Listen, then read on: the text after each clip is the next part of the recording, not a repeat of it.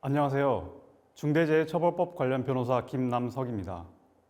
사업주님, 경영책임자님, 사업장의 종사자가 늘 건강하고 사고 없이 안전하게 사업을 영위할 수 있도록 불철주야 애쓰고 계심을 잘 알고 있습니다. 최근 중대재해처벌 등에 관한 법률이 시행되고 있지요. 잘 준비를 하고 계신가요? 사업주님의 사업장에는 중대재해처벌법에서 유해인자로 정하고 있는 방사선을 사용하고 있습니다.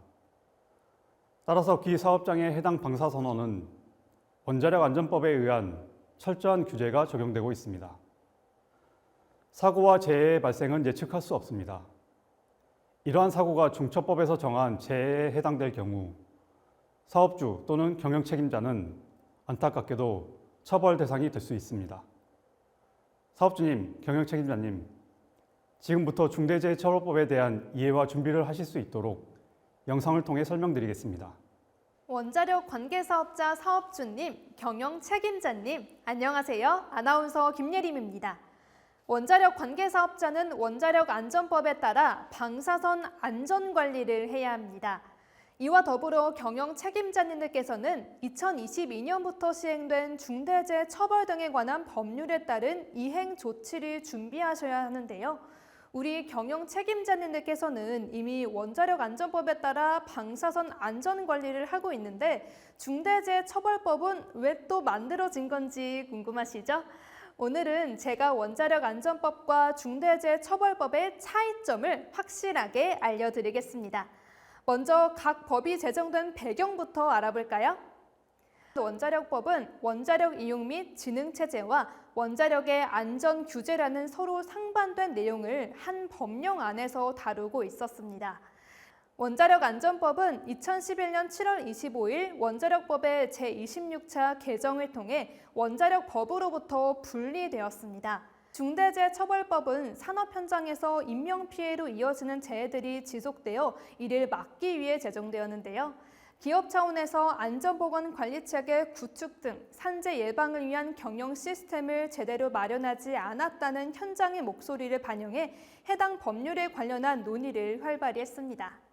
이 안전 및 보건에 관한 의무를 기업의 사업주 및 경영 책임자에게 부여하여 기업 차원에서부터 안전 및 보건 시스템을 제대로 구축하도록 만들자는 주장을 바탕으로 2022년 1월 27일부터 중대재해처벌 등에 관한 법률이 시행됐습니다.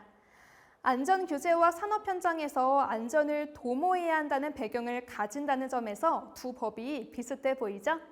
차이점을 확실하게 알아보기 위해 각 법의 제정 목적을 살펴보겠습니다.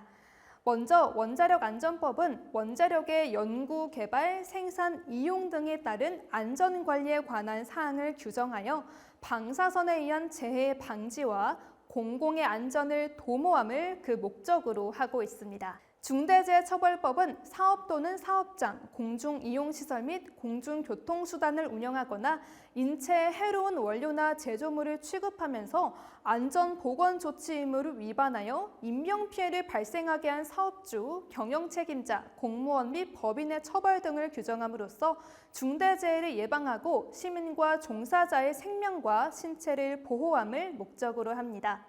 즉, 중대재해처벌법은 궁극적으로 개인 사업주 또는 경영 책임자 등이 안전보건관리체계에 관심을 가지고 안전보건관리체계를 구축하고 관리해 안전의 질을 높이는 것을 목표로 하고 있습니다. 두 법은 세부 내용에서 차이점을 보이는데요. 원자력 안전법은 방사선에 의한 재해를 방지하고 공공의 안전을 도모하기 위하여 원자력 이용에 따른 신고, 승인, 검사 등 이행해야 하는 사항들을 수록하고 있으며 그 근거들을 법령 안에 두고 있습니다. 크게 원자로 및 관계시설의 건설 및 운영, 핵연료 주기 사업 및 핵물질의 사용, 방사성 동위원소 및 방사선 발생 장치, 폐기 및 운반, 방사선 피폭 선량 판독, 면허, 규제 및 감독에 관한 사항들을 다루고 있으며 이에 따른 의무를 위반하였을 시 그 벌칙에 관하여 기술하고 있습니다. 중대재해처벌 등에 관한 법률은 사업주 또는 경영 책임자 등에게 그들이 지켜야 하는 안전보건 확보 의무를 부여하고 있으며 바로 우리 사업주님께서 이행하여야 할 조치들을 시행령과 함께 수록하고 있습니다. 그 내용 중 일부를 요약하면 이와 같습니다. 본 내용을 더 알고 싶으시다면 방사선 재해 예방을 위한 중대재해처벌법 관련 이행 조치편을 참고해 주세요. 개인 사업주 또는 경영 책임자 등을 의무 주체로 삼는 중대재해처벌법과 달리 원자력 안전법은 사업자부터 종사자까지 원자력과 관계되어 있는 모든 이들을 대상으로 하며 각각 이들이 위반한 사항에 따라 벌금부터 무기징역까지 여러 형식의 처벌 규정들이 명시되어 있습니다. 반면 중대재해처벌 등에 관한 법률에서는 개인 사업주 또는 경영 책임자 등 법인, 기관을 의무 주체로 삼고 있으며 이들이 중대재해처벌법에 따른 의무를 위반하였을 때 처벌하고 있습니다. 처벌 및 양별 규정은 다음과 같습니다. 사업주 또는 경영 책임자 등이 안전 및 보건 확보 의무를 위반하여 중대재해가 발생하고 이에 인명피해가 나타난 경우 사망자 1명 이상 발생 시 1년 이상 징역 또는 벌금 10억 원 이하의 벌금, 부상자 2명 이상 발생 1년 이내 직업성 질병자 3명 이상 발생 시 7년 이하의 징역 또는 1억 원 이하의 벌금이 부과됩니다. 법인 또는 기관이 위반 행위를 방지하기 위하여 상당한 주의와 감독을 하지 않았을 경우 사망자 1명 이상 발생 시 50억 원 이하의 벌금, 부상자 2명 이상 발생, 1년 이내 직업성 질병자가 3명 이상 발생 시 10억 원 이하의 벌금이 부과됩니다. 각 법률이 사법 처리되는 실제 사례를 함께 살펴보겠습니다. 먼저 원자력 안전법입니다. 2021년 상반기 특별검사에서 방사선 이용기관이 원자력 안전법을 위반했다는 사실이 적발되었고 원자력안전위원회 회의를 통해 해당 기관에 대한 행정처분이 내려졌습니다.